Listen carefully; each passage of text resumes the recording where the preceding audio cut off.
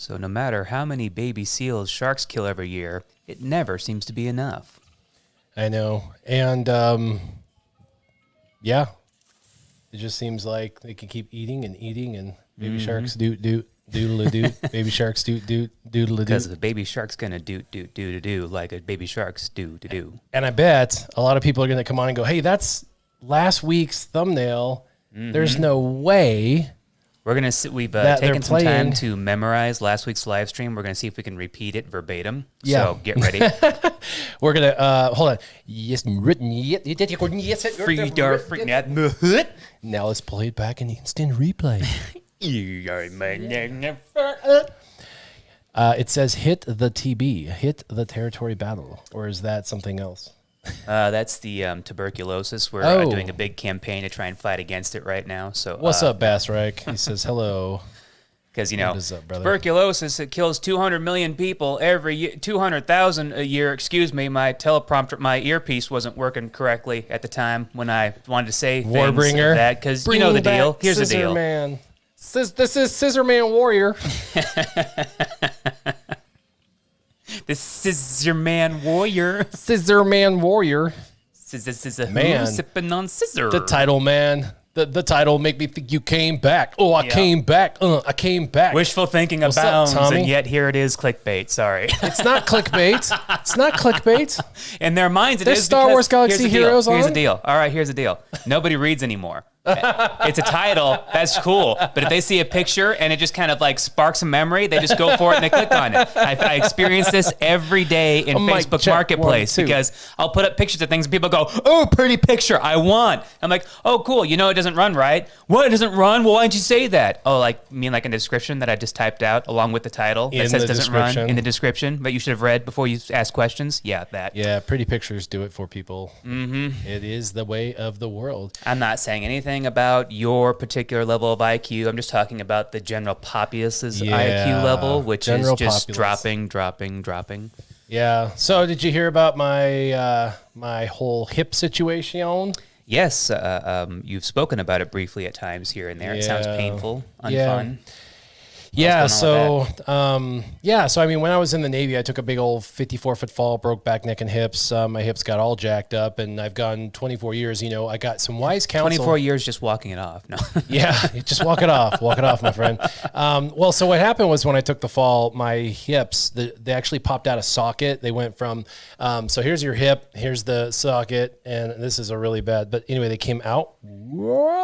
And they actually came in front. I actually lost my rear end because that's actually what makes your rear end look like a rear end. And they were in front of me. My legs were actually in front of me. The ball joint was actually in front, and it tore my ITB, which was on the side. For those of you out there blessed with rear ends, some of us aren't. Yeah, I am.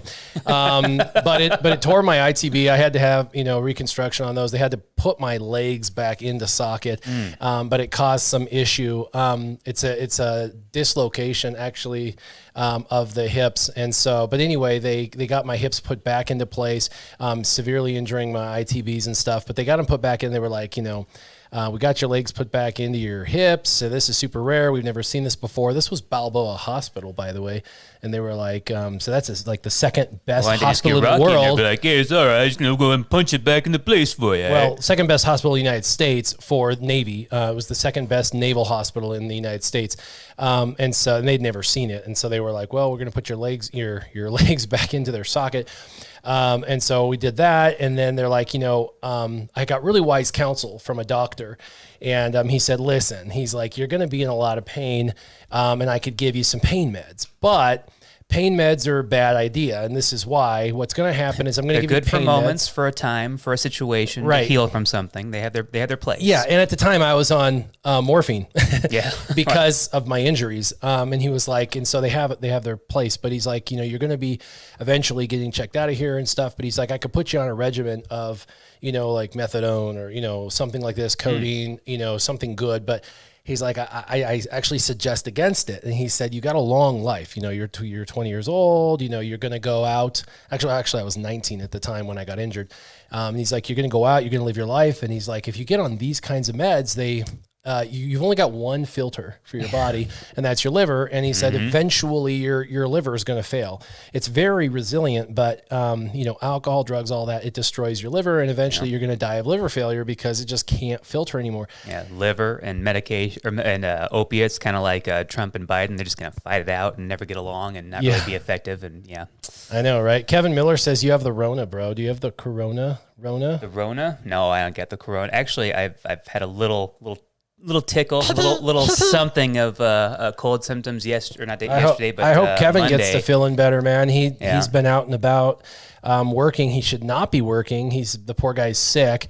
He's just doing his part for herd immunity. We all got to get there at some point. Apparently, COVID's a new fact of life. We all got to get over it. He's sick. I feel bad for him. I'm like, yeah, if you're sick, dude, do not work, man. Just stay home and get feeling better. But I think he goes along with his ebbs and flows. And my ebb was on Monday, and I took it easy and got to bed actually pretty decent time for me, which is kind of surprising these days. Yeah. And felt great all day yesterday, and now today is just a little bit of the. Woke up with a little bit of the green snots, nothing terrible or too overblown. Just kind of feels like infection. Just kind of feels like my nostrils and my tear ducts are kind of glued to themselves right now. Yeah, that's sinus infection. I've had them before for sure. But so back to the hips, my goodness. So the doctor gave me wise counsel, said, hey, man, do you want these meds? I mean, I can give them to you. I mean, you are the literal perfect candidate for long-term. You're the perfect candidate for me getting kickbacks from my pharmaceutical companies. All right. I know, right? But he's like, my professional opinion is you should just learn to not take medication and increase your tolerance to pain, basically, is what his suggestion was. He said, because at some point your liver's going to give out and you're going to be 40 or 50 and die from a liver failure. And so I was like, ooh.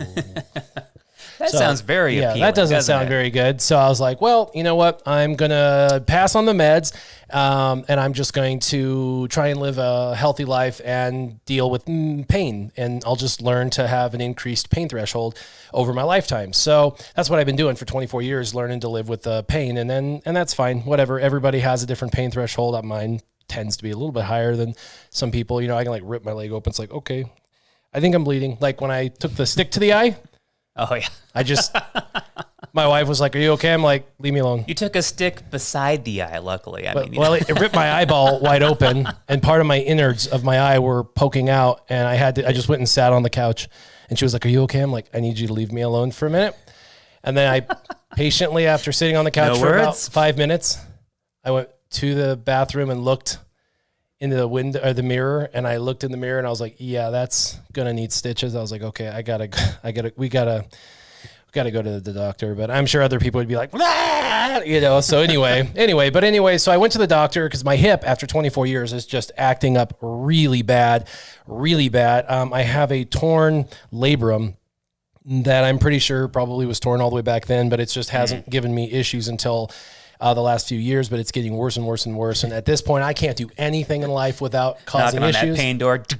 Hey, remember me? Yeah. I'm back. And it's fallen off of a cliff. And what I mean by that is it was like kind of came onto my radar again. And it's like, oh, my hips. That's right. I do have a hip issue. And then all of a sudden it just fell off a couple months ago. And it's like, you can't get in and out of a car. You can't sleep on your left side, your right side, on your back, extracurricular activities. Nope. You can't work. You can't stand. You can't sit for too long. You can't do anything. And I was like, oh my goodness. I started doing physical therapy again. And it's like, nope. That's not helping. So I'm like, well, I guess surgery is the thing. Cause that's what he said. He said, if you can't live life anymore, we get to the point where nothing in life you can do anymore without just severe pain, and you're to the point where you're just like, I can't do this anymore, that's when surgery is the option. I was like, okay, fine. I'm at that point in life. So I went and talked to my doctor, and he got I went through a painful procedure where they stuck a catheter into my hip and poured fluids inside of my hip to look at all of the stuff. And he couldn't come up with a quality enough imaging to come up with a plan of action to do the surgery. He didn't feel comfortable enough. I'm also MH, malignant hyperthermic, which means I'm allergic to anesthetics, so they could kill me when they put me under. And so he's just like, man, I bail, pull the plug. I'm not doing the surgery. And you just became a liability to me. Nope, never mind. Yeah. Don't want to put that in my insurance this month. So anyway, I'm back to square one. And you know what his solution was? Opposite of the other doctor. Treatment instead of cure, probably. Yeah. Like all doctors like to do. Hide it. Just get on drugs, methadone, Oxycontin, whatever. You know, he was like, I can just hide it for you. You know, I'll just give you some prescription drugs. That was literally his solution. He was like, well, I can give you House MD. Yep, I can heal you up all day long. No problem. Yep, that was his solution. So the opposite of what the other doctor suggested 24 years ago, who said, don't do this. He said, well, you know, you're at the age where we can just give you a bunch of prescription drugs. I'm like, why? So I can die in 10 years and put me not out be to a pasture? problem Cool. anymore? So that was his issue. So anyway, I was just like, ugh, that was so stupid. So let's see. Ridiculousness. Nathan Cambrion, looks like Cambrion, says, do you think it's possible to reach top 15 arena free to play? It is. I've done it. And it says, do you have a new pillar system?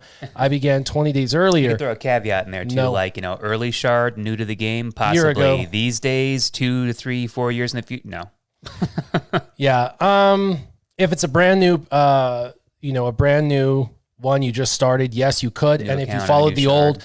the old system, you probably still could get to the top with those teams. But you know, that system needs a little bit of tweaking. And I'm pretty sure RSG is going to kind of pick up where I left off. They're going to start to work on my pillar system. So I've given RSG my, blessing to do a pillar system and kind of move on from there. So that's good. So pretty cool with that. And then, Mr. Wonderful says the debate was a mess last night. It was really, really bad. Nick, what is up, For brother? lots of reasons. I can go into that for a little while. Unfortunately, if we do want to get into the game here, let's do it. We're going to have to figure something else out because I was just trying to scroll and apparently didn't like that. So we're pretty hard locked at the moment, which is unusual because in my alternate account the other day I was playing against the Ackley in the territory battles and 2 to 3 moves in, locked up tight. Didn't do nothing for me. Had to restart the game and everything. Gotta love it when you get to... The game did that? Yep, just completely hard locked as I was sitting there going like, all right, cool. I got the Jedi Sentinel taken out. Now I can leave them alone. Now I can start focusing on the Ackley. I got his ferocity or whatever down. So let's go ahead and do a hit from Geonosian Spy and hard lock. Okay, well, we're going to reboot that. I'm not sure why. Not sure why that is Trying to do my best impersonation of the emoji. I know, right? Not sure why the game is acting up, but we're going to restart. It's been a little glitchy lately, a little frozen. I guess you're just going to have to start immediately playing with the game once it's back online. Yeah, see if I can just get ahead of it from where it has a chance to slow down. Yeah, that's kind of crazy. Well, it's an emulator too, so Yeah, it could be. you could play the Geonosian stuff. That's the problem. Hold on a second here. I just need to listen to my earpiece again for a second before I can go back to, talking to the things. Hey, Chris Wallace, you want to take over for me? Yeah, thanks.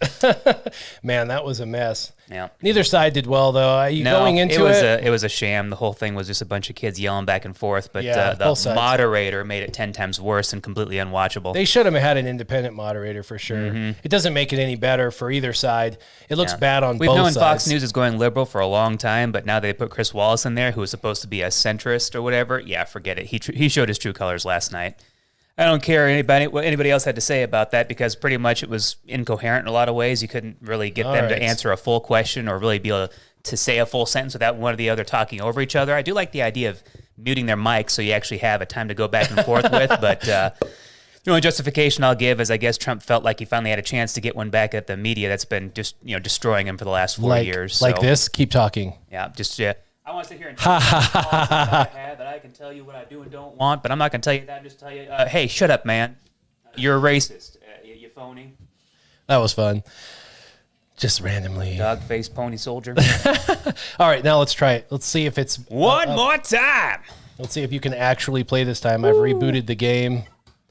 See if you can scroll and... It's going to keep the mouse moving the entire time so it doesn't have a chance to slow down and think about what it's done. That's what I was trying to do last time, was to scroll down to the net. Seriously? It no like scrolly. It's- You can't see your roster. You know looky look. It must be BlueStacks or something. Stacking up all that. Yeah.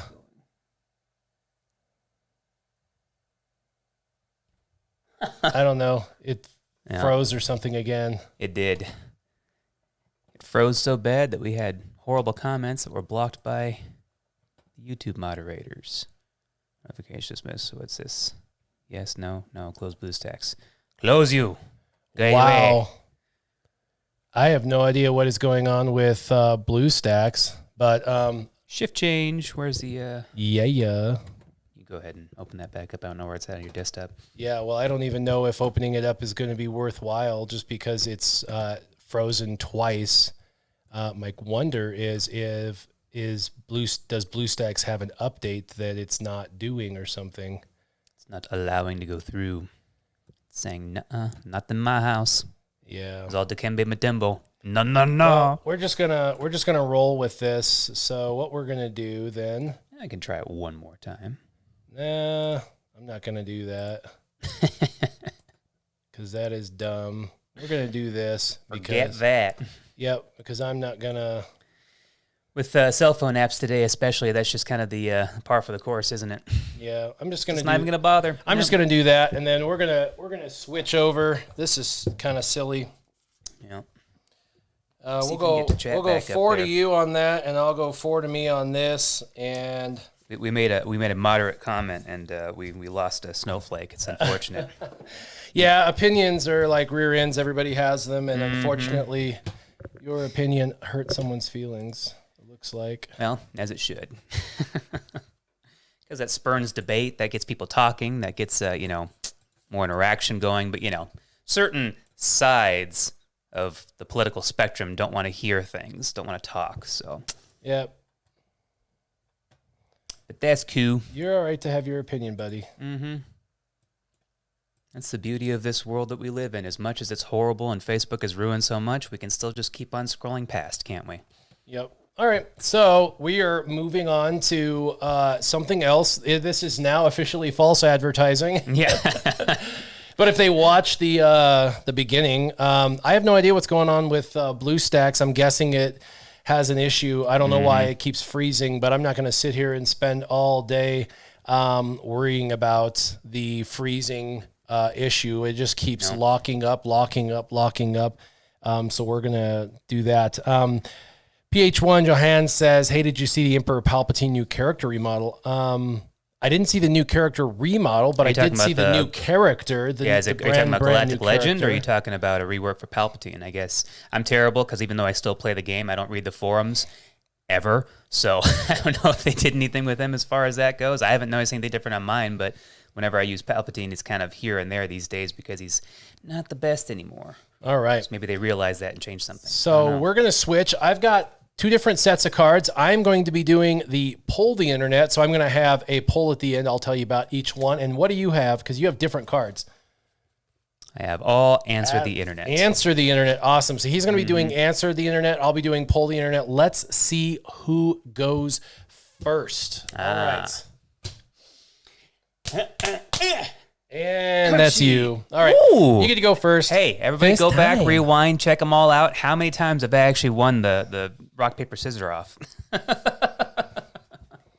All right. They're saying his artwork just got a touch up. Okay, so he looks different, but that still only shows the possibility of a rework. He might get a touch up. Which is just kind of typical for Capital Games. I bet Arnold is excited. Yeah. Arnold is probably going crazy. That's his guy, is Palpatine. Oh, he loves the dark side. Well, that's Anybody unfortunate dark side. because it is he who is mistaken.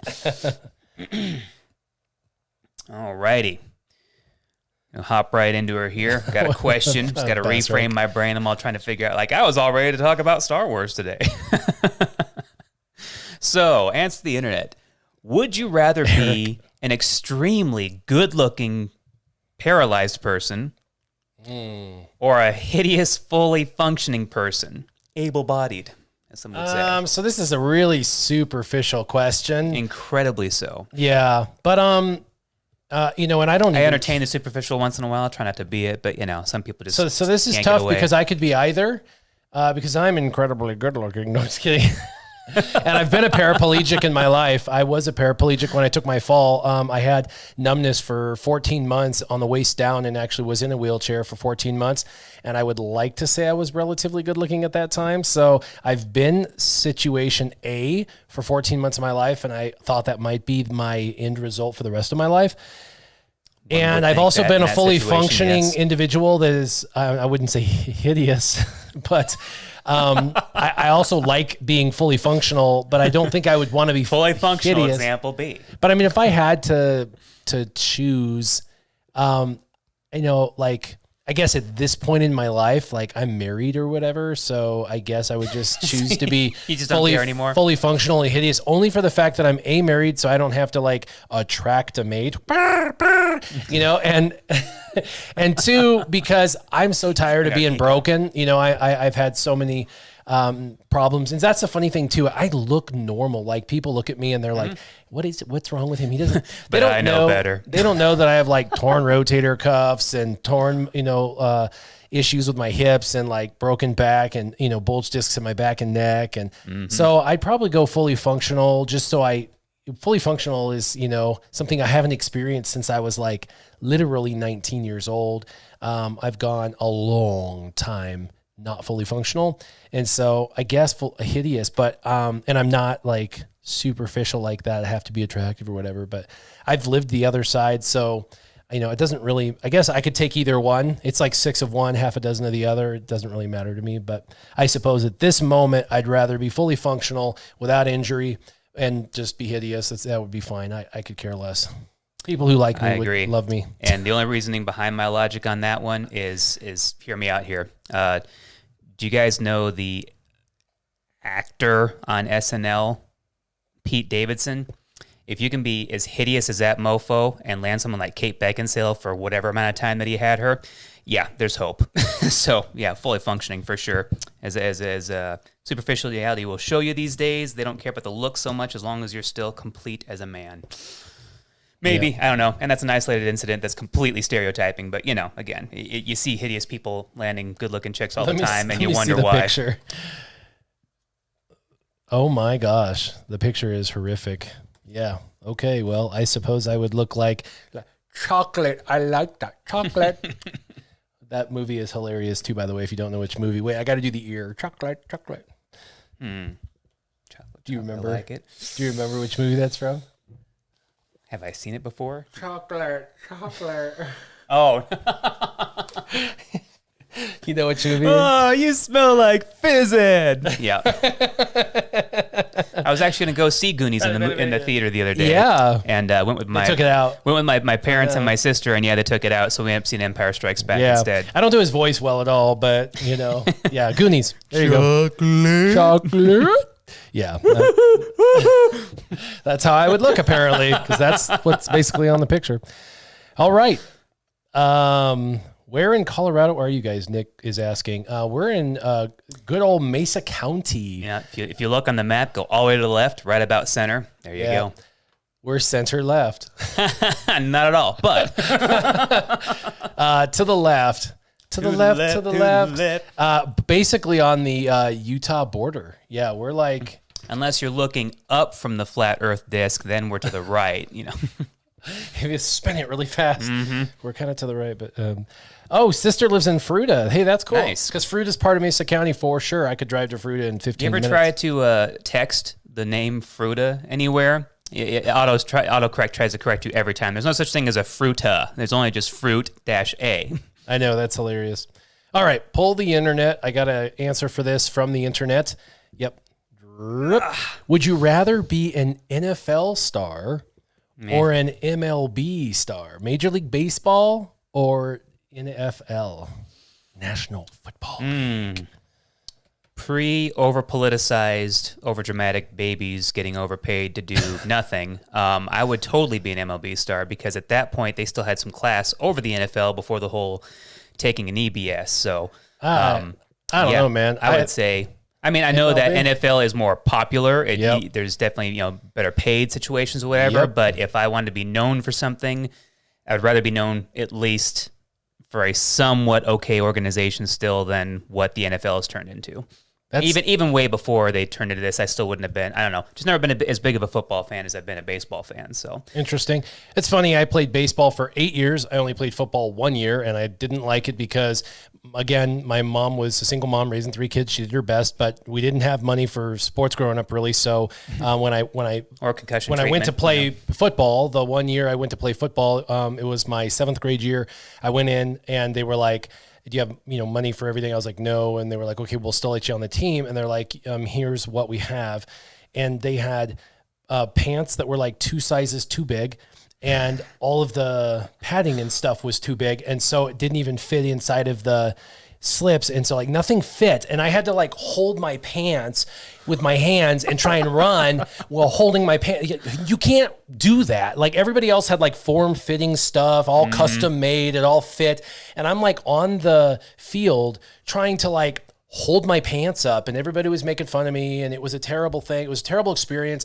And nothing fit. My shirt was all baggy and it wasn't right. And the thing that was over my head didn't even go over my head. It couldn't even fit. So they were like, don't worry about it. We probably won't even play you. So it was like, I didn't even have my don't worry about it. You're just going to hold down the bench I'd never even played before. So I got that. I was like, whatever, I suck. It's fine. But I mean, my pants didn't even fit. I was like having to like trying to run, like holding my pants up here because they were so loose, and I didn't have the right shoes and I didn't have the right equipment. And it was a terrible, terrible experience that halfway through this season, I was like, I went home to my mom and I was like, this is horrible. I don't even like this. Like, I don't have any of the right equipment. And they didn't provide any of the equipment that was correct. And they had give out equipment, but it was all just not correct. So I was like, never mind. Anyway, I was like, whatever, I'm done. So I quit football. But honestly, I don't watch Major League Baseball ever. I like going to a live baseball game. Oh, yeah. But I love going to a live football game as well. And so if I was going to pick, I'd do NFL.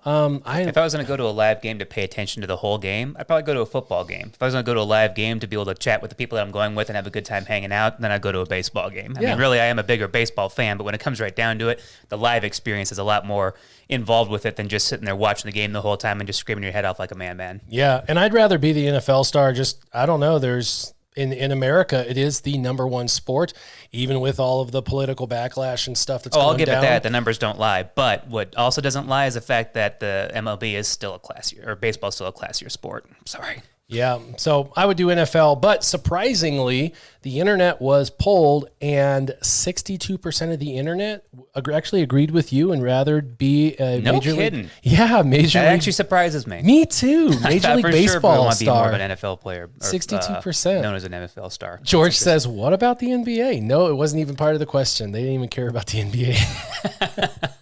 Like the ratings.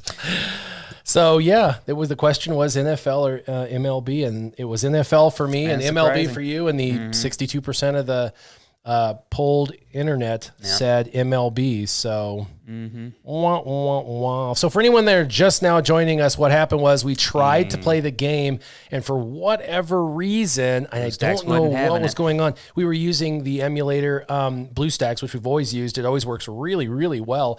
It kept freezing on us. I don't know why it was freezing. I mean, if I just clicked through maybe and did other things and tried to scroll through my roster, heaven forbid, it may have worked. Well, we couldn't even 2 times in a row. I went, like, hey, check out the roster real quick. Scroll, freeze. Not only that, but it wouldn't even allow us to click any other part of the game. Like we couldn't even. The game itself just. The game itself froze. Which like I said yesterday, it froze up on me in territory battles. So you never know. It could just be game glitches going about right now. Yep. Wait a second. We know for a fact with the team you're bringing in, you're going to win this one. No. Yeah, that's too bad because I was hoping to actually watch you play territory battles today. Yeah, that was going to be fun. Definitely. Actually, that would have been fun too because on my SureShot account, I do have Geonotions that can take on the Acklay. So Nick says I need to load the Palp update. Actually, when we loaded it, it loaded the update and it was working before the update. After the update, it's freezing.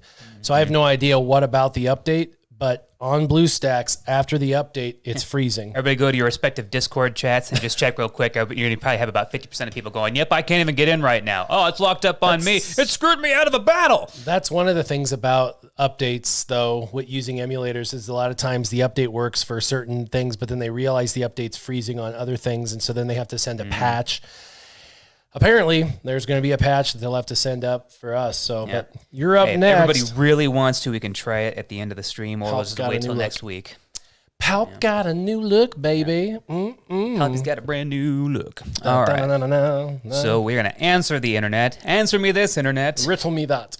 Would you take a guaranteed Olympic medal, but in the Paralympics? The Paralympics, that's, if you're like a paraplegic. Oh, okay. So it's not the special, it's somewhere in between. Yeah. All right. Hey. Sorry, I couldn't help myself. Again, I was a paraplegic for 14 months, Yep, I so know. I would take. No offense meant. But so in the Paralympics, or someone would severely hurt you to make you eligible. Okay, so would you take a guaranteed Olympic medal, but in the Paralympics, someone would severely hurt you to make you eligible?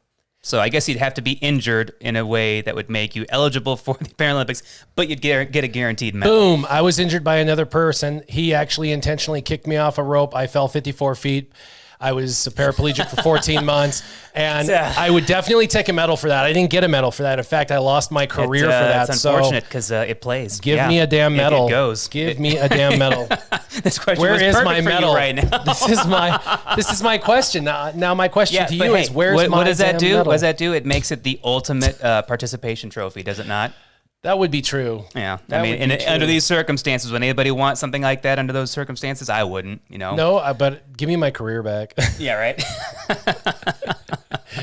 If the opposite could be true, if I could say no, not that, but go back to what I was doing career-wise, then yeah, I could see why you would do that instead. That makes total sense. Yeah. Audrey says I don't, no. No. I don't like hollow victories. I don't like things being handed to me. I don't like knowing that I didn't earn something, you know, unless it's salvation. Other than that, I just, you know, I don't go out for wanting to be given a handout. I want to earn it myself. I want to know that it was off of my own merits, off of my own efforts, and not just because somebody said, "Oh, you're a minority or underprivileged, so we need to give you things."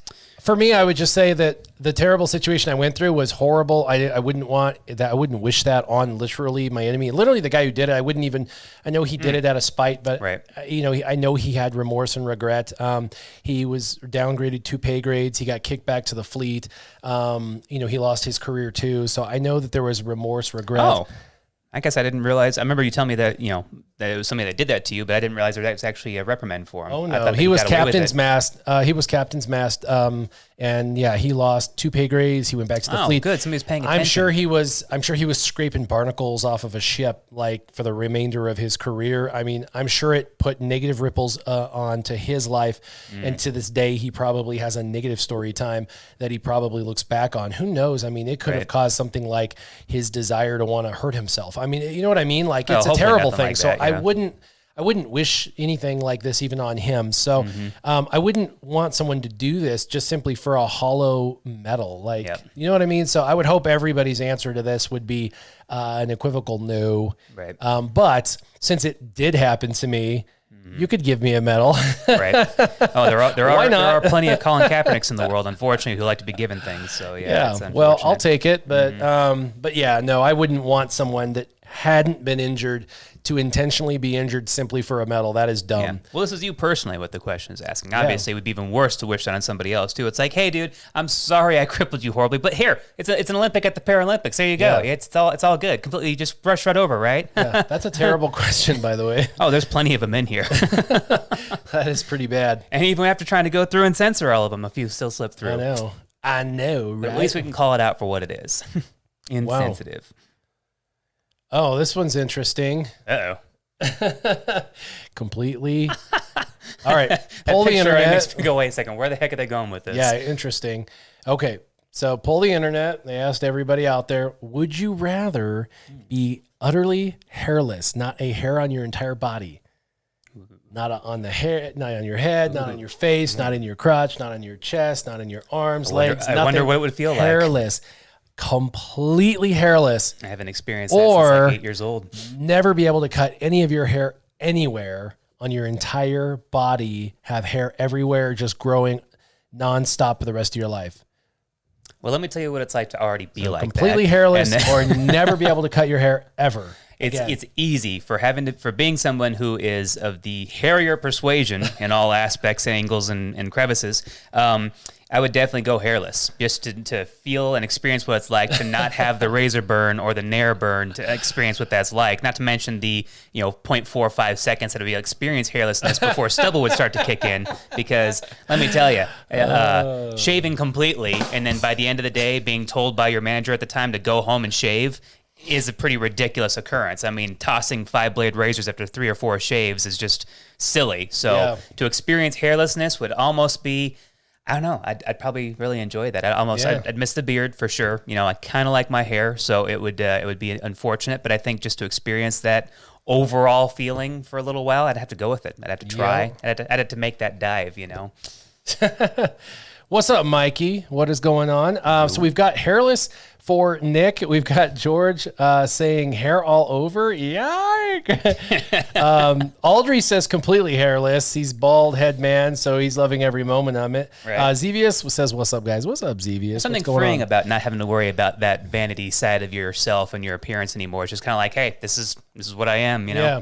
So for anybody hopping on that's going like, hey, this is false advertising. We just hopped on and we're looking for the game.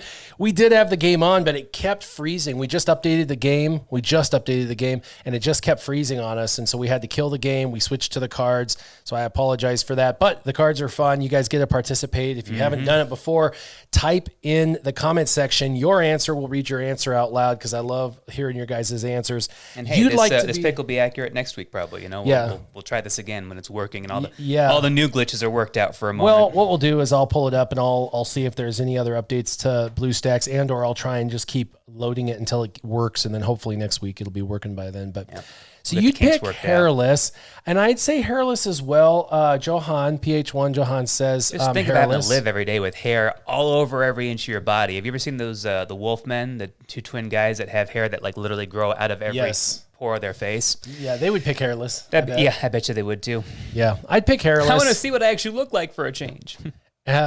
George Drock says, ask your girlfriends, let them decide. Well, when you don't have one, and I only have one person to confer with on these kind of decisions right now. I would say if you were married happily for like 10 or more years, ask your wife. Yeah. Otherwise, I would not leave it up to a girlfriend because they could be gone in a week or a month or something. Well, because they want to know just to try it out. Now they made the decision. They go, oh, wait, never mind. I don't like it anymore. Peace. Johan says, for Harry, I would look like a Wookiee. He did it all for the Wookiee. The what? The Wookiee. The what?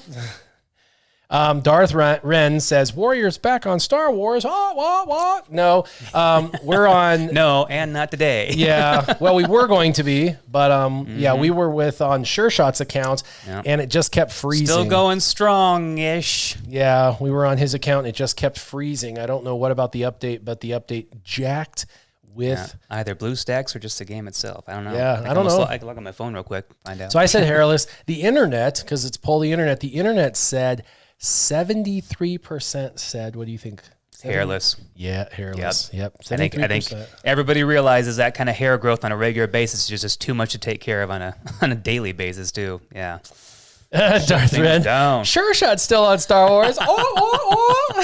Never left technically. Just really ebbed and flowed in my participation level. Yes. Yep.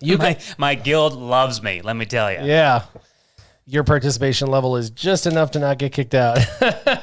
Unfortunately, it kind of seems like a lot of them are going that direction right now. We're a guild that's kind of long in the tooth with this game, and I think a lot of them are just kind of going, you know what? If I can make this more entertaining as opposed to competitive, let's do that instead. So I think we're all on the unspoken same level. Otherwise, I probably would have been kicked a while ago. Johan says the polygons were too strong to see. Yes, exactly. Yeah. Nox is more stable at the moment. That's what William says. Interesting. Okay. I have Nox on here too. We could use Nox as well. That's pretty cool. Darth Ren, you guys rock. Yeah, we rock. By the way, I've got myself right here in a Lando costume with my warrior flag with a Lando gun on a one-armed Wampa. So, yeah. That's a pride flag I can get behind. Yeah, that's pretty dope. My friend Artisan K, who is a pretty awesome artist, actually drew that just passively in an afternoon, and I was like, that is pretty cool. So I framed it and stuck it on the wall. Mm-hmm. Yeah. It's up there now, forever. Yep. And then, of course, American Idol is back here behind the stage door. Mm-hmm. They're shut down for the season. Yeah, they're shut down, but we also have better sound deadening, too. So many additions that are going on there right now, you still can't hear. So that works out really well. They were getting really noisy for a while there. Yep. So, but anyway, really they're shut down for the season, but they'll be back. They'll be back. Katy Actually, it's Perry really funny. Just getting beyond annoying. We couldn't stand it anymore. My daughter did start her own YouTube channel, yes. And she's using this studio for her music. And she actually Pretty does. good stuff. Yeah, and she actually does. She uses the actual music mic, not the podcast mics, and she uses her own guitar. Mm-hmm. And she's using this Focusrite for the combination.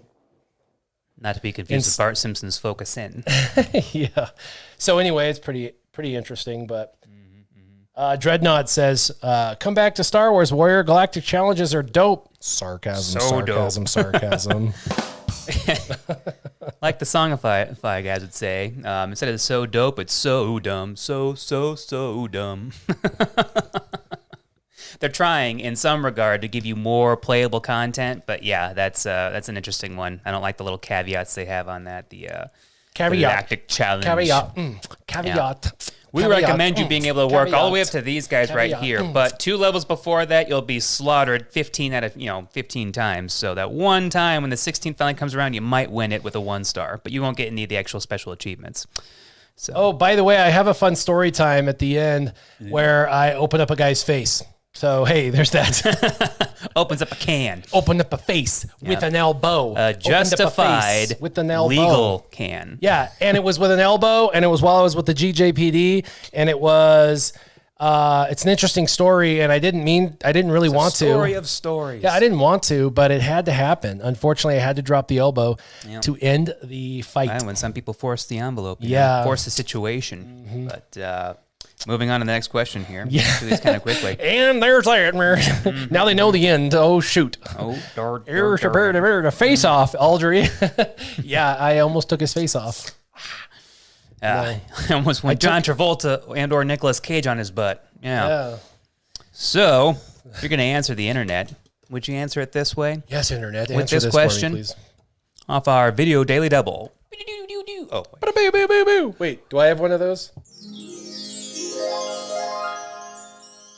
Okay.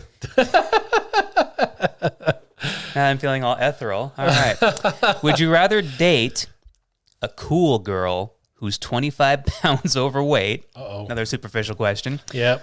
Or a hot girl who's a religious nut? Hot girl who's a religious nut. As I say, that's 2 birds, 1 stone for easy. me.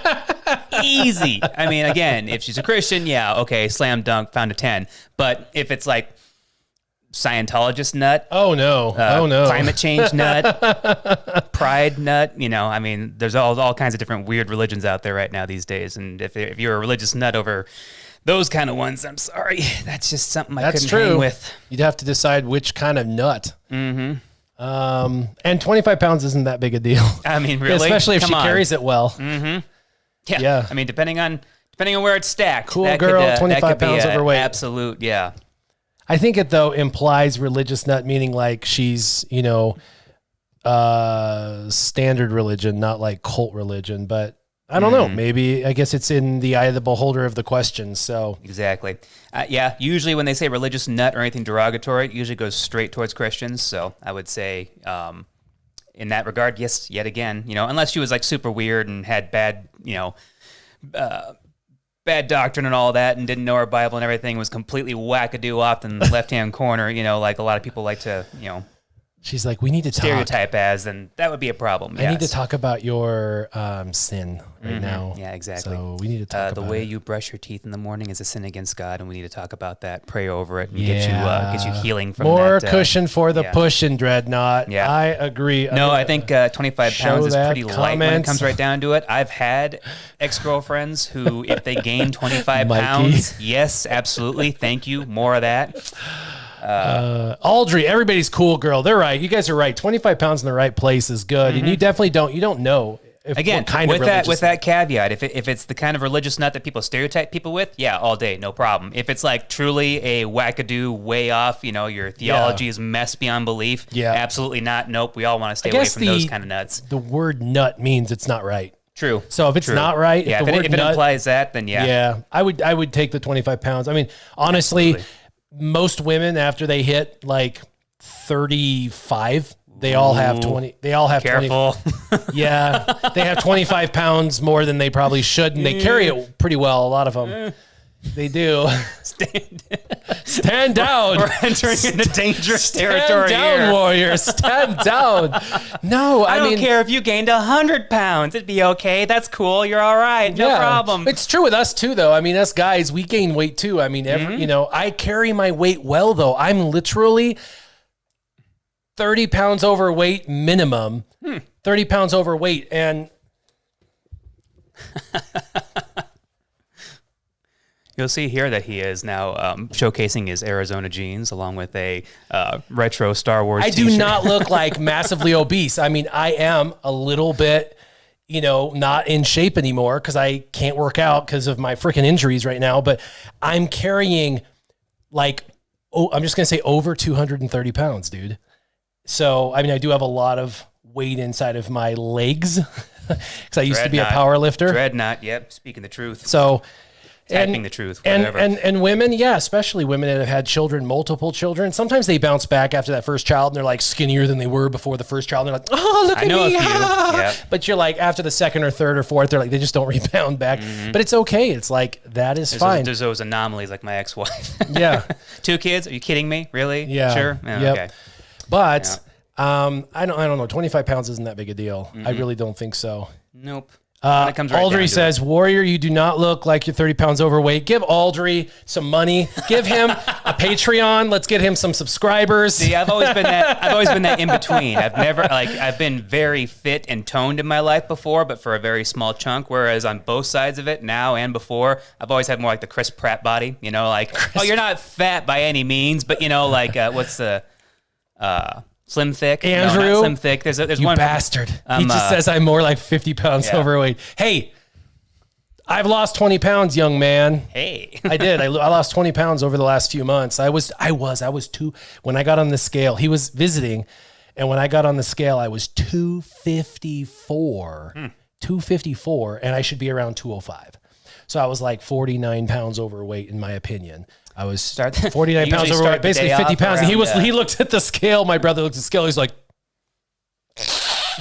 what the heck? He couldn't believe his eyes. And I was like, yeah, I know, dude. But no, I'm down to, last time I got on the scale at the VA hospital, they don't even let you take your jacket off or your crap out of your pockets. I had boots on with jeans and like wallet, keys, jacket, hat. I'm like, dude, I got like 8 pounds of crap on me. If I weight myself the way I normally do, it'd be a little uncomfortable in the doctor's office because you like, oh, can you hop the scale real quick? Okay, strip down naked. Whoa, hold on a second. Yeah, but anyway, you want my actual weight, or you want like my wearing clothes and shoes? They don't even and keys care anymore. And wallet and concealed carry and all that. Yeah, I went to the VA and they're like, we don't even care. I'm like, dude, I've got like 8 pounds of stuff on me. You don't want to take it off. But anyway, I got on the scale and I was 233 and I had at least 3 pounds of crap on me. So that was 230 minimum. And then 205 is my healthy weight because I have like kicker's legs. I have thick legs. I used to power lift, I used to rep 550 plus pounds on squats and stuff. Like I seriously, I was like a power lifter and stuff.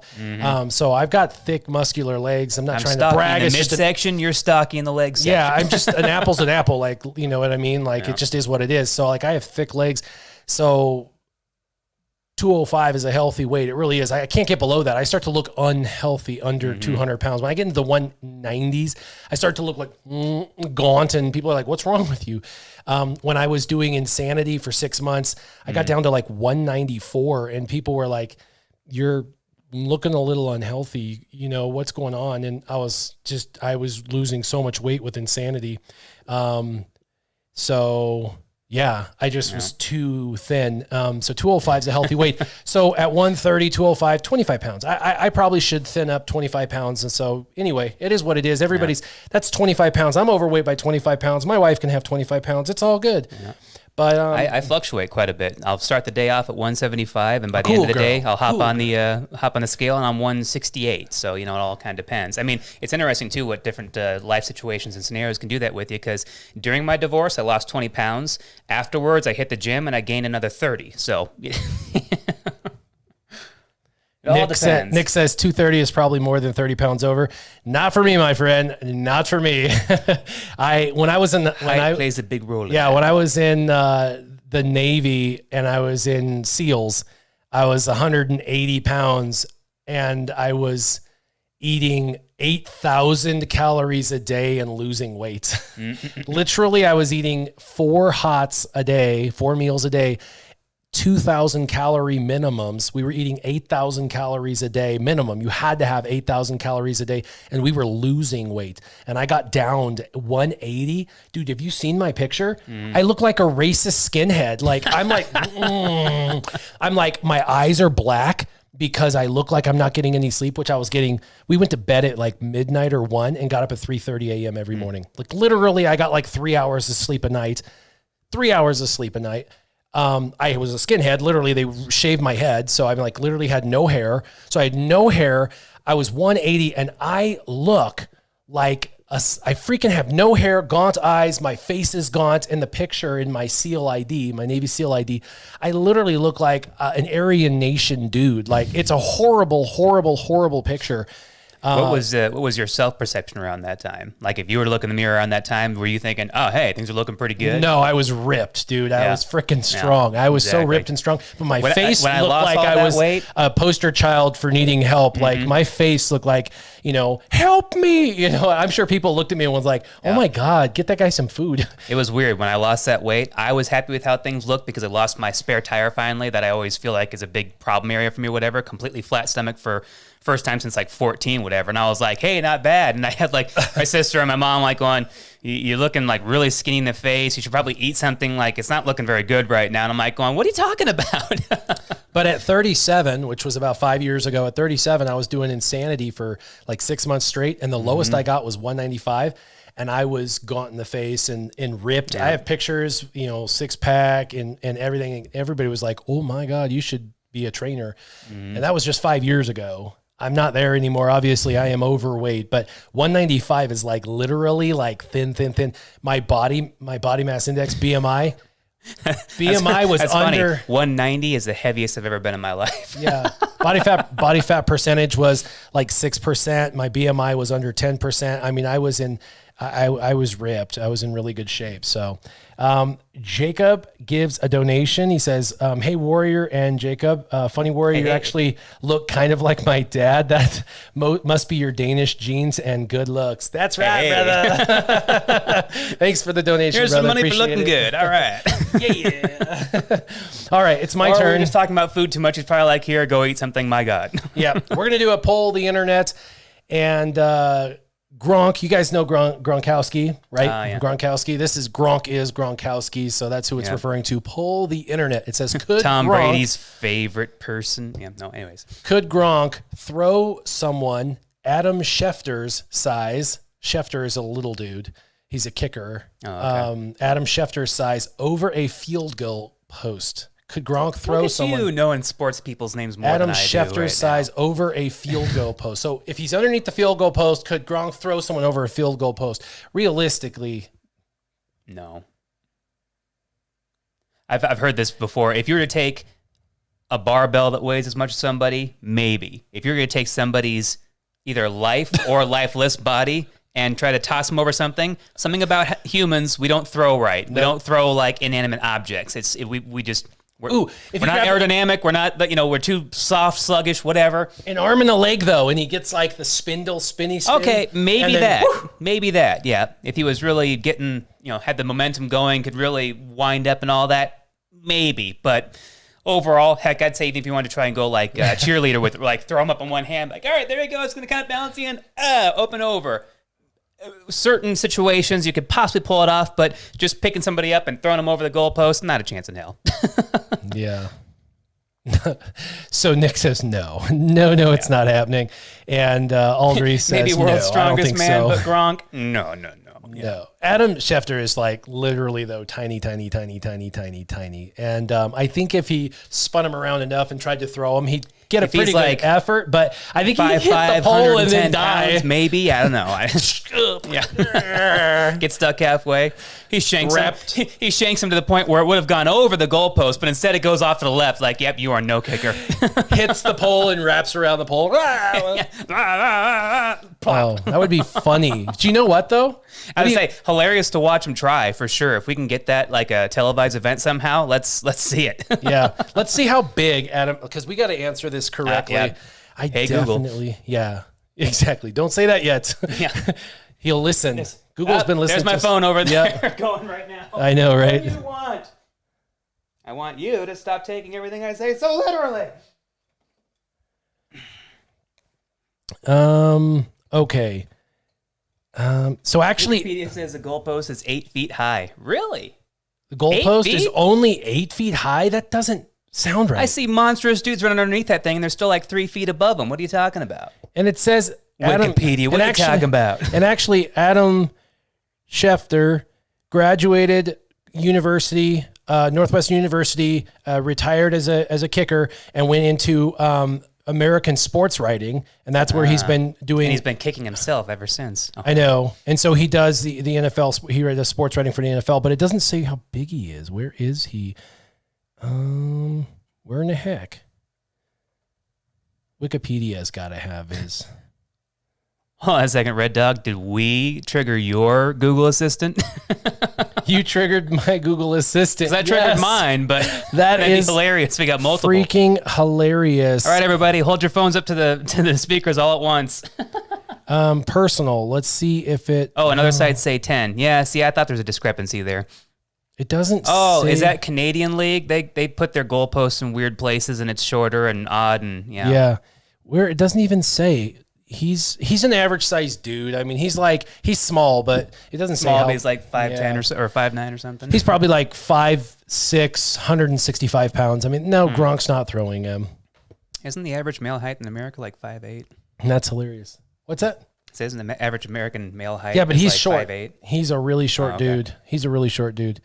So he's Tom Hardy height. Yeah, exactly. Him and Tom Cruise, Gronk's man, not throwing they him. got an awful lot to lie about, let me tell you. But Johnny Depp, I mean. But the internet has a lot of confidence in Gronkowski. 71% of the internet said yes, Gronkowski could throw Adam Schefter over a field goal. I can throw this football over the mountains. I'm gonna throw my personal and my personal biased and unscientific opinion out there and say, no, not gonna happen. Well, apparently, a lot of the internet thinks Gronkowski is super, super strong, and he is. But throwing it's on the internet, so it must be true, right? Throwing guys? a human over a 10-foot pole. Even an 8-foot pole, I don't know. He would wrap him. Humans don't throw His right. head would hit the pole, tong, and just fall back down. Oh, no, it ain't happening. He'd hit the goalpost like square in his gut and like clap his body over this other side. That would be funny. I will pay to watch this. I would. I mean, we've spurred on the idea. I think we can all get behind this now. Let's go fund me. Let's make this happen. I would even pay out the 70% of people who win if it actually happened. Right. I was wrong. I was totally wrong, and I'm fantastic. Yep. I'm super excited about it. I mean, did you see that guy go over the goalpost? I've never seen a human be thrown that far before. Right? You know, that'd be great. That's pretty neat. That's pretty neat. All right, last question for you. Let's do it. Answer the internet, interwebs. All right. All right. So this is a shorty. Shorty. Would you? Man, these are so full-blown superficial today. I wanted something with some substance, but I guess in a sense, we're bringing the substance. We're bringing the debate. We're bringing the other outside perspectives to it. So. Hold on. Jacob says, "So Warrior, how high are you?" I am not high. Do I look high? I sit at an elevation of about. Do I look high to you guys? Do I look high? I mean, we're talking about height, so maybe talking about how high we are. I don't know. Yeah, no. I am not high. Thank you though, but I am not opposed necessarily to that. Yeah, but we'll just I say am that not, we're not high right now. I am not right now. I don't know if I could manage all of this. Right. If I was, so yeah. Would you? You want about half the conversation and about half the cognitive ability? I mean, like I'd be like, yeah. I'd be reaching down to other. Will. Yeah.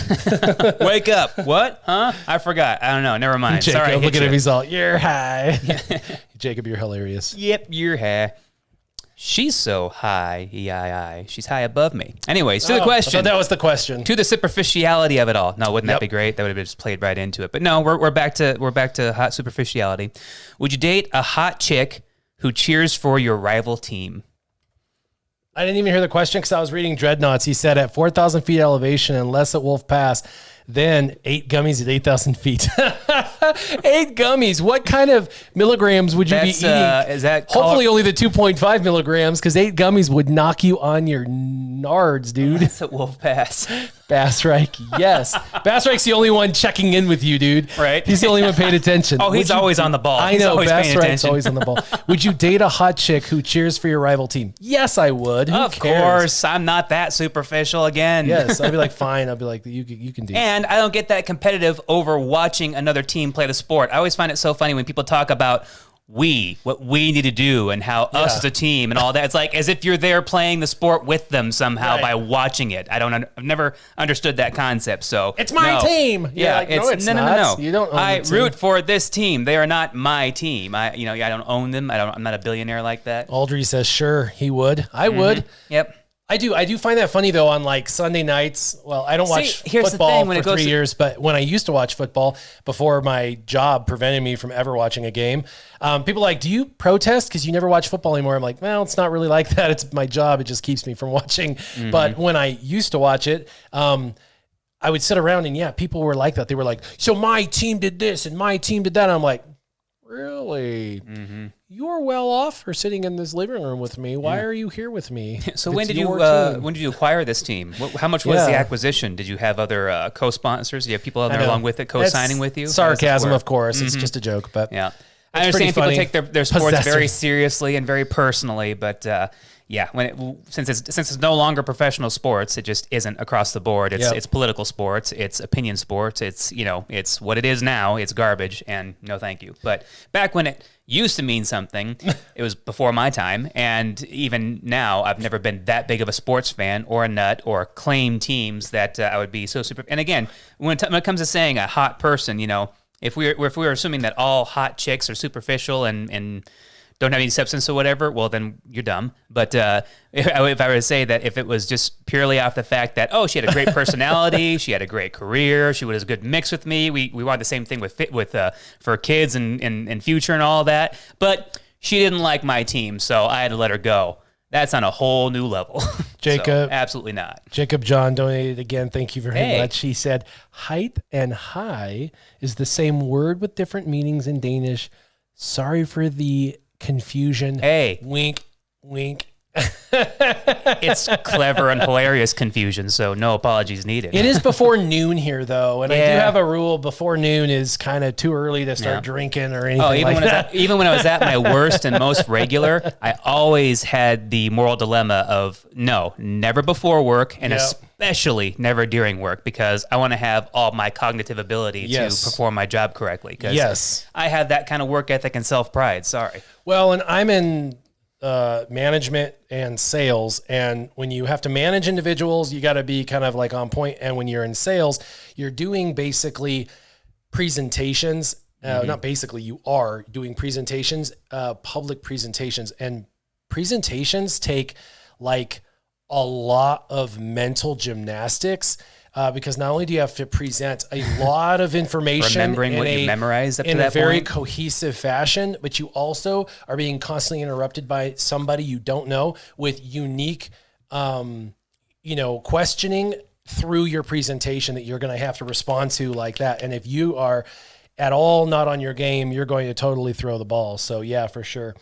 Let's see. What if your brother was on the team, Nick says, on the other side? I don't care. Actually, I'd be like, yeah, that's why she's cheering. Yeah, because she likes my brother. It's like, as a friend, family support. Yeah, whatever. She's trying to support my family. Bassreich says, my girlfriend doesn't like sports, and I'm still with her, so no problem to date a hot chick that cheers for the opposite team. Reconciliation will still be on the plate afterwards. Yep. Audrey, if it was wise man, my team, then I would have money in my pocket right now. That is true, Audrey. Yeah. And then let's see.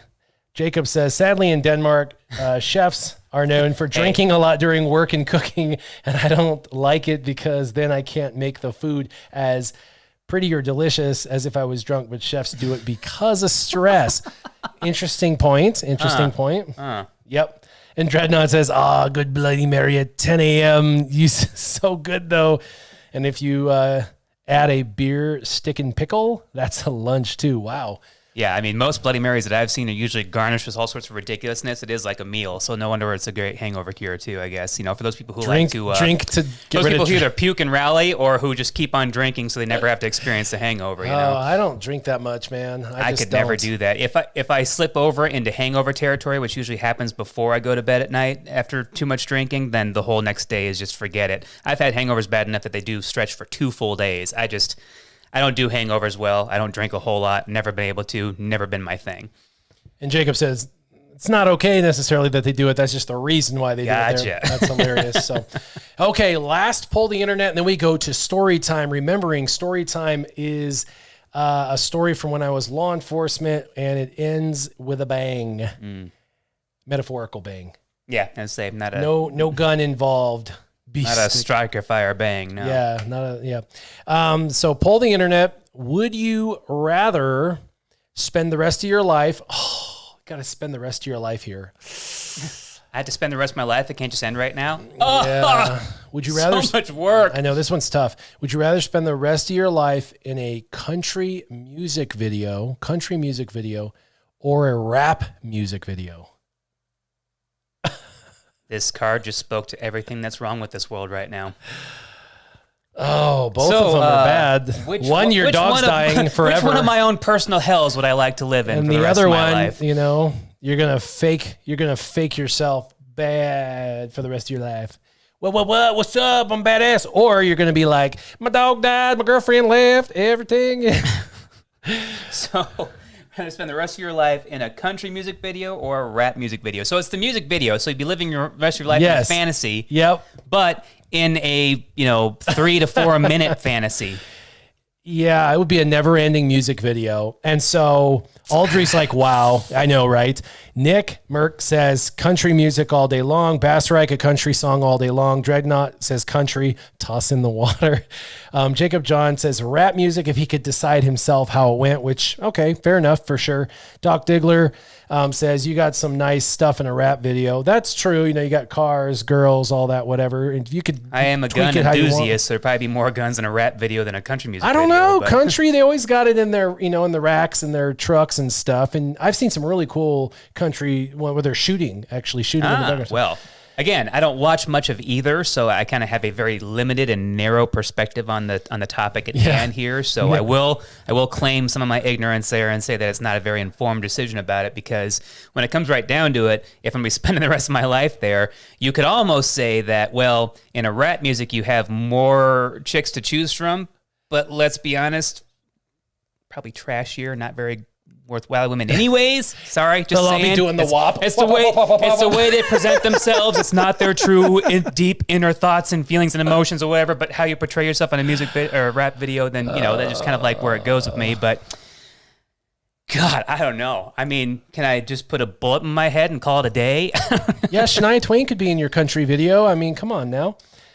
I mean, that'd be pretty fantastic. Don't get me wrong, but I mean, I gotta listen to the music all day long. And would it be that one song for the rest of my life? Yep. Ugh. Either way, I mean, any song, any favorite song of mine, the rest of my life would get so. There's just all things about that question suck. Yep. So Nick Merck says, country, it's either a sad song about your dog or drinking whiskey by the river. Jacob says you got to decide, though. And then Jeremy, he's funny. He said rap because the rest of my life would be only one day long after I shoot myself. Right? Dreadnought, watch Toes in the Water, Ass in the Sand video. No. William. All of this, no. Deaton asked, is Shania Twain in the video? She could be, right? Yeah. Jacob John, if I had to choose what video, I would choose cleaning out my closet, Eminem, because of personal reasons. Cool. Yeah. Bassreich would love to see Shania twerking. Because tonight I'm cleaning out my closet. Yeah, Bassreich, that's hilarious. I would love to see Shania Twain twerking. I mean, when you guys put it that way, when you all petition for and campaign for Shania Twain, I mean, you make it sound just hurt pretty my good. Hip. I'm like, damn it, I'm paying for that now. That hurt my hip. I can't do that. I mean, man, she feels like a woman. She certainly looks like one. Let me tell you. Yes. Yeah, I mean, I guess if I was like pushed into a corner, gun to my head, I could probably. I could probably put up with maybe my favorite I don't know, man. That's rough. I guess country, because maybe that I might be able to find more things in there that I like than in a rap video. I was going to say, I have seen some hot chicks in some country songs. Matter of fact, there's a lot of hot chicks in country songs, and I have put on a couple of times. Should have had Twain can be in your rap video. Yeah. So you mean I get to make up the music video, either or? Well, then shoot. I've probably heard more rap songs that I like than country songs that I like. Really? Probably. The few times I've put a rap song on, you like... Well, because in general, they're my two least favorite genres. Yes, it might as well be nails on a chalkboard for me, unfortunately. Yeah. But I am like any red-blooded human being, in this world. There are songs in every genre that I'm sure I'd find that I like. Absolutely. But do I find more in the genres that I like? Absolutely. Do I give them more time and effort? 95% of the time, yes. So Jacob John says, "Achy Breaky Heart." If he had to choose a country song, it's the only song he likes. So actually, I kind of liked for a little while there Brooks and Dunn's "Boot Scootin' Boogie." That was an all right one. Okay. I do for some reason like "Rap God" by Eminem. I don't know why. I guess for some reason about being able to phonetically pick out all those different words and not sound jumbled and mumbled. Then I kind of like it because it seems like it has more talent behind it. Even though, I'm sorry, if you're a rap artist, you're not a singer because you don't do music, you do rap. That's hilarious. So Jet Downs asks, were we clickbaited here? Yeah, right. No, you were not. Not intentionally. Not intentionally clickbaited, but yes, you were clickbaited. Unfortunately, we had Star Wars Galaxy Heroes on. We tried to get it to work multiple times. And unfortunately, I don't know if it's BlueStacks or the game, but it was constantly freezing, so we had to go backwards and go to the cards, and so that's what we did. We went back to the cards. We switched formats today. Yeah, we had to switch backwards. We had to do something because the game kept freezing. So unfortunately, we bailed and went back to this, so you guys didn't have to keep seeing the freezing. But next time. Yeah, so incidentally clickbaited is more like it. Dreadnought says, yeah, the dong. So what did the internet say? The internet said 61% would choose a country song to be stuck in for the rest of their life. See, what's this? What's all this? What's all that 1 in a million talk? What's all this phony baloney about people saying that? What is it? Not R&B, but not rap. One of the other ones. What are the other genre names they use for that? Supposedly hip hop. Hip hop supposedly is now the world's favorite music. I'm sorry, but it still is, and it always will be rock. I'm sorry. That is the world's music. That's what everybody loves. That's what still shows up on different things like this that matter for these isolated moments that we find ourselves in. So I'm sorry, but you're wrong. I don't care what the album sales say. I know, right? And we were trying to play on SureShot's account is what we were trying to do. Yeah. We pulled it up. We did it last week. So if you were interested in watching his account or checking out where SureShot's at, we had it in SureShot's account last week. We were trying to play in SureShot's account again this week. Rewinding all the way back to the hair all over your body or hairless question. Case in point, I lose about 5 eyelashes a day. Wow. And most of them land right on my freaking eyeball. So I'm very attuned to and gotten pretty good at being able to pick those little stinkers out. It used to be that Nox was better than BlueStacks, and then BlueStacks got better than Nox, and apparently Nox now we used for a hot minute. Yeah, and now Nox is apparently better than BlueStacks. Good to know. We'll try it next time because definitely we want to jump back into your account and play around with that just a little bit. But we're going to go into story time, GJPD style, Grand Junction Police Department. All right. All right, okay, all right. So, this isn't to get political or anything like that, but it was a story that I figured would be kind of a perspective story because a lot of people do. It is, Aldry's all, story time. All right. There is a lot of this whole defund the police and things like that. And what does it mean? And I know some people, it's less money to cops, and some literally mean literally do away with the cops, and some don't mean that, and some do mean that, and replace trained professionals with social workers. Okay, and so that is actually what some people mean for certain calls, and so there's there's actually in Minnesota a call for domestic violence calls and stuff in domestic situations to have social workers go to domestic calls. And so I was just thinking about that. I was reading an article where there was 5 people in Minnesota. And those poor social workers too. Let's send somebody woefully unprepared into a situation where they're probably going to have to get physical and break people up and could be drug into it themselves. Yeah, let's send little sweet Susie Homemaker there to sit there and talk to you about your feelings. Yeah, and so anyway, I was reading the article, and they're like, no, we actually want like cops to go to some calls, but for some calls, we don't want them to go there because we feel like they escalate the situation. And so I was like, okay,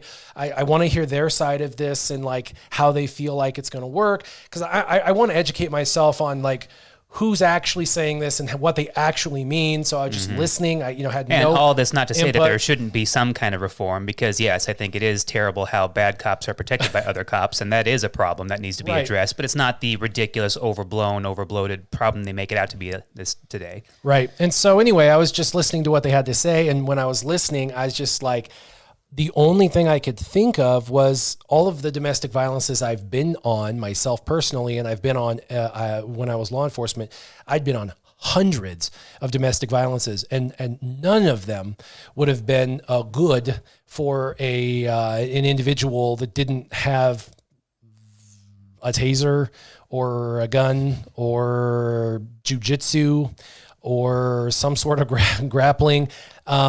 We also go through advanced what we call verbal judo. Verbal judo is the ability to kind of talk people off the ledge, so to speak, and debate individuals in a healthy format, in a way to kind of bring them down when they're escalated. There's other terms for this psychological stuff, but I'm just using the informal term verbal judo. And so they were talking about sending individuals, unarmed individuals, to these calls, these counselors, these people with PhDs, clinical psychologists. And I was just like, I don't know if they understand like what it looks like. So I wanted let's put an office environment person into an environment that they're completely unfamiliar with. Yeah. So I wanted to paint just one picture, one story. I mean, this was just an average domestic violence. In fact, I had one domestic violence where, I don't know if I ever told the story, where a naked woman literally jumped out of a window, broke the glass, jumped out of the window, and she went into a bush, but I went down there and had to catch her, which I did not catch her because I got to her late, but had to drag her out of the bush and around a corner, and then he was barricaded up there, and then he still to this day threatened my life. I have told that story, I think. But anyway, that was one domestic violence. Ago, yeah. I mean, the guy still says he's going to kill me, so that's one reason why I have cameras on my house, and why I still have a gun and all that. So, but anyway, this is just a different story, just another domestic violence. This was no big deal. It's actually a normal domestic violence situation. So it was me and another guy. The other guy was actually the lead. So every time there's a call, there's a lead police officer assigned it, and then there's a backup normally. I mean, if you're in a normal department, there's multiple officers. And the reason for multiple officers is it always goes bad, always. And it never goes good. Never. It's like you don't send a person. You always send people because it always goes bad. This is from experience.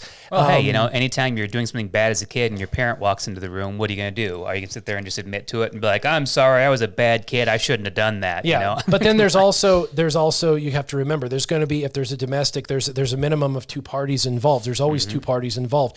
And so what do you have to do? Is there domestic calls against, can you be domestic violence against yourself? So you have to separate the parties.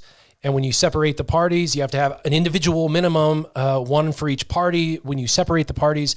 And then there's an agitator. Normally with the agitator, you need at least 2 on 1 with the agitator. So you need at least 3 cops, 1 for the victim, 2 for the agitator. But if at minimum, you need at least 1 for the victim, 1 for the agitator. And so we're talking about 2 or 3 cops. But at the time, we were stretched thin. And so we sent 2 cops. You have to arrive together at a distance, walk to the place from a distance so they don't know you're there. And then when you show up, you're just, boom, you're there. All of a sudden, there's 2 cops. You don't want to like pull up at their front door, or they're like, oh, hey, look, who's here? Come to screeching hot with the lights and siren on. Yeah, so we show up and we knock on the door, and they answer the door. There's visible disturbance inside the house. That's called criminal mischief, when stuff is destroyed inside the house, even if it's your own stuff. In the state of Colorado, if you're breaking stuff in front of somebody else because you're like in a fit of rage. So like if it's like me and my wife and I'm mad and I'm like breaking stuff in front of her, that's defined as criminal mischief, because I'm doing it with an intent to intimidate, right? Her, like, it's scaring her. You know what I mean? Even if I'm not hurting her, I'm actually trying to intimidate her in doing so. Now, so the guys may think it's honorable, oh, I'm not going to punch her face. I'm going to, tear this TV punch down. a hole in the wall instead. But it's still intimidating her because she's like, any minute now he's going to snap and hurt me. I mean, he's broken the TV. What is he going to do next? So it's still a crime. And at a minimum, they have to be separated, right? And when there is a crime involved with domestic violence in the state of Colorado, they have to be separated, and one of them has to be arrested. It's not a choice. It's actually law that one has to be arrested. This isn't like my decision. This is state law. So we arrive, we seek already probable cause for arrest. It's not a choice. There has to be an arrest. We say, hey, can you come out here, chat with him? Well, and a law like that is probably mostly a liability issue too. If you show up, take charge of situations, say that you've de-escalated it, say that you walked away, and then, everything's fine, everything's calmed down now, it was a big misunderstanding, you leave, he kills her, where does that lie? It goes right back to the police station. So a law like that is mostly just liability mitigation. It is liability mitigation. It happened because there's other things that are involved where you see red flags of stuff and then you don't do anything about it, and then it ends in someone dying, and then that became law because something like that happened. But anyway, there was more to it. Not only was the whole entire apartment was disheveled, and you could tell somebody had gone through like chaotically. We didn't know if that was him or her at the time, but we did believe that it was him because she had injury. We could visibly see her injury. So we said, hey, we just wanted to talk to you guys privately. He's like, I'm going to chat with her, if you will. If you could just go chat with Officer Cox, because that's my last name. If you could go chat with Officer Cox, out here or whatever. So I had to go outside with this guy, and I immediately knew this guy was going to run. I just knew it. It's like sometimes when you're in law enforcement, you just get these like feelings. You walked out here with me, but you're 10 feet over there if mentally. If you're religious, you'll say it's like the promptings from the Holy Spirit. But if you're not religious, you'll just say it's like, you get these like feelings or whatever. But whatever, it's just I got... The universe is trying to tell you something. Yeah, the universe, whatever, however you want to say it. But I had a prompting that this guy was going to bolt. He was not going to stick around. He realized what he had done. He knew what was going to happen. He knew the end result was he'd hurt his woman. By the time we started figuring things out, he was going to get arrested. He knew this. And so he was outside, and it was me versus him. Now, let's paint the picture. I'm law enforcement. I've got slacks on, boots on, a belt on, a dress shirt on, a tight vest around my chest, compressing my breathing on, 42 pounds of equipment around my thing on. So I'm like super restricted in motion plus weighed down. And I'm standing outside and I'm just talking to him, and I'm like, hey, could you tell me your side? What happened? What's going on? Let's just, relax. And he's inside talking to the lady. And of course she says, yeah, he hurt me and he hurt the place. He's been, trashed the place. And eventually it evolved into, after he started damaging the stuff, she was telling him, stop it. And she kind of like went to him like, hey, stop damaging the stuff. And he turned and like smacked her. And it escalates at times. And that's exactly what happened. It escalated and he hurt her, which often happens because he was in a fit of rage, and she tried to stop him from damaging their property. And then he damaged her a little bit. And that, again, often happens. And so I hear, now I normally wore a earpiece. I was not wearing an earpiece that night. My earpiece was intermittent and it was hard to hear, and I was having issues with it going in and out, and earpieces were a mess. You had to pay for them yourself, and there was a million brands, and some of the brands, we've tried earpieces here. They like suck. We've made the attempt, yep. We've made the attempt multiple times. They suck. I've been using earpieces more recently too, and I come to find that, it is, you're either listening to the radio the entire time or you're trying to have a conversation with somebody. You feel like that when the two happen, suddenly you're just like, okay, I just short-circuited myself. Yep. So anyway, I was just like, I'm not, this evening I was like, I'm just going to do the mic. I'm going to turn it down just a little so it's not quite as apparent what's going on, but I just got to be able to hear the radio. I was newer. I was only on the force for less than 2 years. But anyway, I was in good shape. And so I was outside with the guy. He's chatting to me, telling me his side. And he says on the radio, hook him or something to that effect, which means, arrest the guy because we have probable cause for the arrest. Mm-hmm. Now, this is where fellow officer rule comes into place. Fellow officer rule means that when another officer who's primary has probable cause for an arrest, If that officer says arrest someone, it doesn't matter what I know. I could know nothing. It doesn't matter. I have to go off of what that officer says because that officer is acting in good faith, or I have to believe that officer is acting in good faith. And that officer is giving me a lawful command. And now I have to follow suit with that lawful command because that is how it works. Unless that officer is not acting in good faith, but I have to assume he's acting in good faith unless I have reason to believe otherwise. And I didn't have reason to believe otherwise. So because I believe he's acting in good faith, I have to act in good faith. So, but I looked at the guy, he's talking to me, telling me his side of the story, and he hears, hook him. And he looked at me and I could see it in his eyes. He was like, run. You know what I mean? And it was like on, like Donkey Kong. And he was like, and he just started running. And I was like my life depends on it. Run. And I just started running after him. And I was like, chasing him down. And I was talking to him the entire time. I kept telling him, hey man, I'm going to catch you. And it's not going to be good. You got to get off of the concrete because I'm going to light you up. Only reason with you, man. We both don't want to be running right now. Yeah. Now he had a jacket on. And so I was pretty confident my taser wasn't going to do anything. And it didn't, by the way. But I did pull my taser out as I'm running. I'm like, I unbuckle the taser. And the reason for this is tasers, as bad as everybody hates tasers are actually probably the singular best thing you could possibly have as a cop, because it's just a little bit of electricity. It incapacitates for a short period of time, and then you can gain control. If you use a baton, you could, break bones. If you shoot them, they die. If you spray them with mace and then you try and go hands on, now you can't see and you're like, oh, we're both crying. Yeah. It's uncomfortable for everybody. Every single tool you have at your disposal sucks, except for a taser. Taser, it's like incapacitate. You get them and then it's over and they're fine. Literally, it's like the best tool you've got. And I know because I literally arrested a ton of people. I had like 22 tasings, all of them without a hitch. All of them worked famously, and it worked very, very well to incapacitate individuals who needed to be arrested for a reason.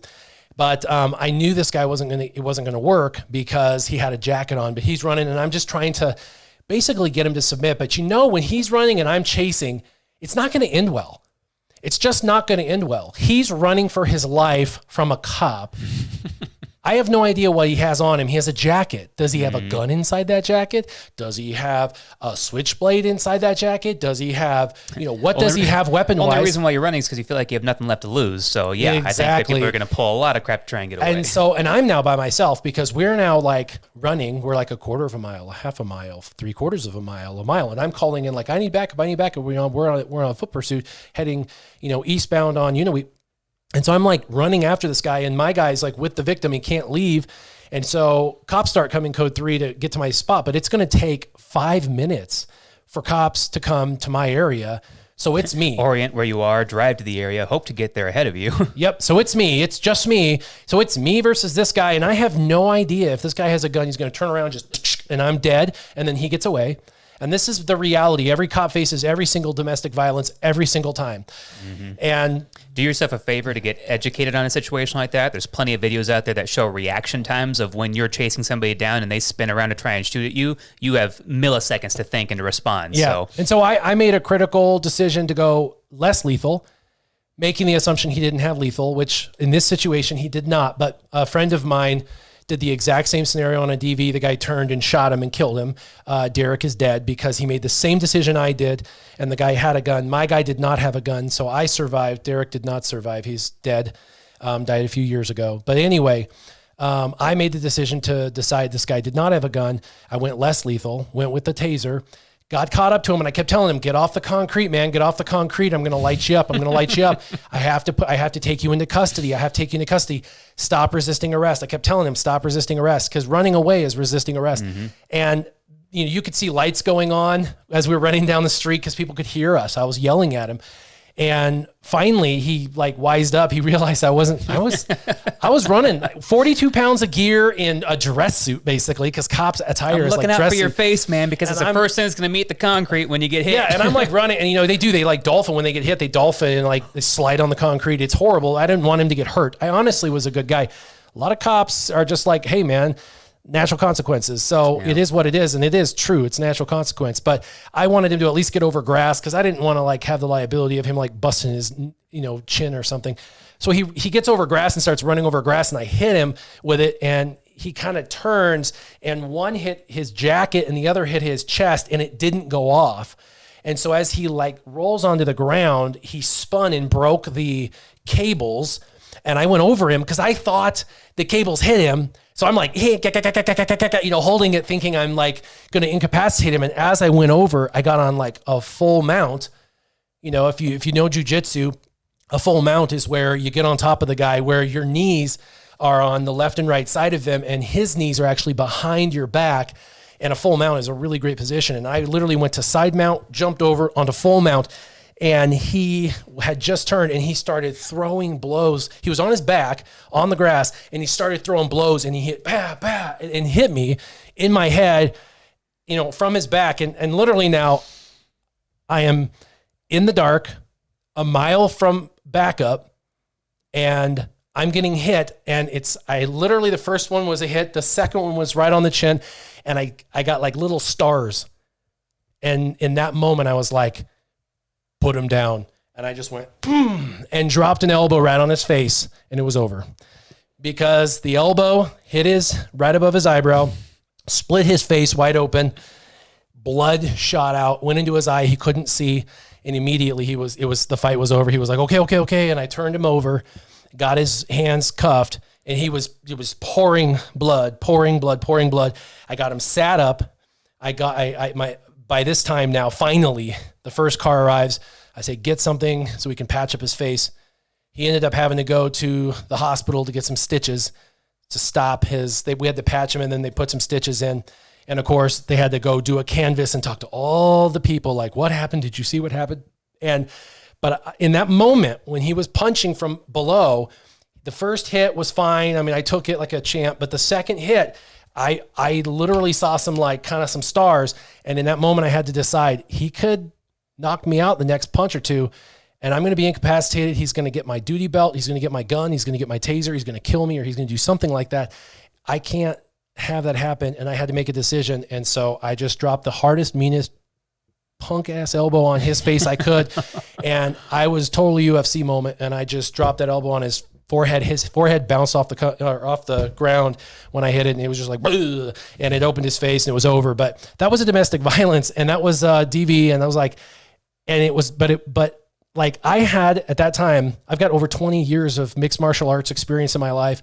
Jiu-jitsu, Kempo karate, mixed martial arts with law enforcement background blend. You know what I mean? Like verbal judo, all sorts of stuff. And here we want someone with a PhD in counseling to go to that. I have no idea. You'd have plenty of time to study for your PhD while doing mixed martial arts to be able to be prepared for a situation like this, right? And it's common practice across the board. ZVS brings up a good point. The individual, so we have a place in Junction that we trained at for mixed martial arts. It's called 8th Street Gym. And I used to train there for years. And I had to stop when I was law enforcement because there were some criminals that were actually training there. And I was training with them. And then when I became a cop, I had to stop training with the criminals because they'd be teaching them how to grapple with a cop. And that wasn't necessarily a good idea. Here's all the counters to make sure I can't arrest you next time. Yeah, so I stopped. But the irony is this gentleman was actually one of 8th Street Gym's students. And when I took full mount and he was punching from below, he was actually literally a 8th Street Gym student, and he was doing exactly what he was trained, which was when someone takes full mount to just, gain control through strikes from the bottom. And so I literally was fighting somebody from a gym that I had previously been, accustomed with. And it's just, it just blows me away. I just blown away that this is this was just an everyday call. Like this, by the way, I had to do massive reports. They had to do a use of force report, not only for the use of force of my elbow, because my elbow was considered less lethal. My elbow was less lethal. It was the same thing as using a baton. It was the same thing as using a taser. It was the same equivocal usage as using mace. And I had to do the same thing And so anyway, he should have tried bridging. He couldn't have bridged.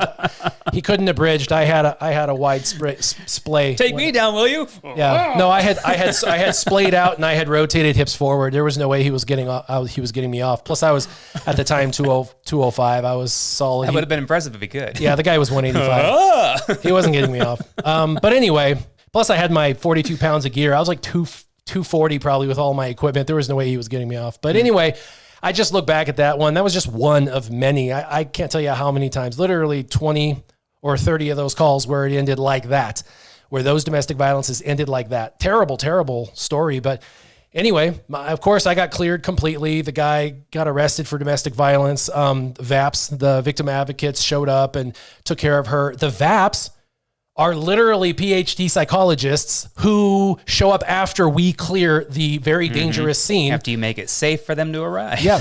So fun fact, just one fun fact, and then we're going to get out of here. There are number 1 and number 2 most deadly times for a law enforcement officer in the United States of America. The number 1 most deadly thing for a cop, if you guys know, what is the number 1 call or the number 1 place cops die? Number 1 place a cop dies. Where is it? I would assume at somebody else's house during a domestic. Nope. But most deadly. High-speed pursuit? Nope. Nick says DV. Nope.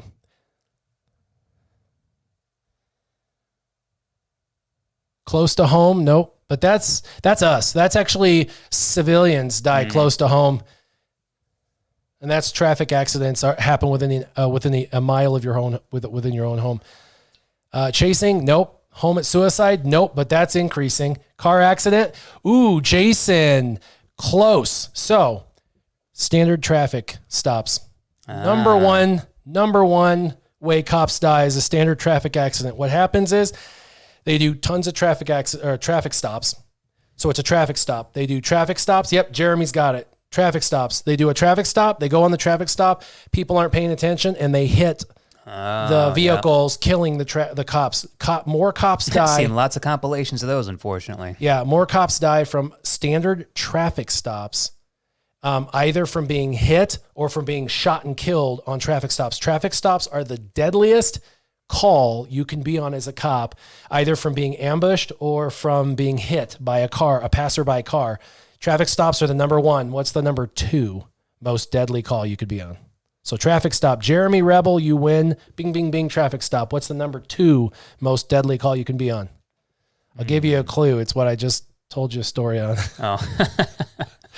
Domestic violences are the number 2 deadliest call you can be on. I'm not You're sure. walking into an already heightened situation where somebody's already pissed off and already being violent towards somebody else, and you go and try to intervene. So, yep, what does that do? It redirects it right to you. Yeah, I'm not sure having a somebody who's not a cop go to that call. I don't know if that's a smart idea. But anyway, those are number 1. Traffic stop and DV. Those are number 1 and number 2. More cops die at traffic stops. Number 2 is that. So anyway. Jacob says, what does molestic violence mean? I don't know the word molestic in the way that you're using it. Domestic is what I'm saying. Domestic violence. Domestic means at home. Like domestic violence and in America means like a husband hitting a wife or a wife hitting a husband. Jeremy Rebel actually says domestic violence is the number 1 call dispatchers receive. Yeah, which is true. Molestic, domestic. Yeah, Jacob, you're funny. You're funny. He's all laughing at himself. Yeah, domestic violence means like if a husband hits a wife or a wife hits a husband. Molestic violence sounds more like a sexual crime. But domestic violence is anybody within the home. Like, so if my son was to hit my wife or my wife was to beat my daughter or like that's a domestic violence. It's domestic is within the home or within a relationship that's within known. The family unit. Yeah, within the familial unit, basically. Yeah. So, all right. Well, that is it for the day. Thank you all for hanging out with us And I appreciate everybody who has shown up. All 50 viewers, all of you guys for showing up. I appreciate it. I'm sorry. Glad we kept you entertained that long in spite of what happened. I'm sorry that Star Wars Galaxy of Heroes failed us multiple times today, but I was glad we got to at least do a backup of all of that in the story time. Anybody watching this after the fact, you guys get to obviously put your comments down below in the comments once this goes live. Thanks again for everybody for watching. SureShot, thanks for showing up. And as always, keep your gaming on. Warrior, SureShot, out.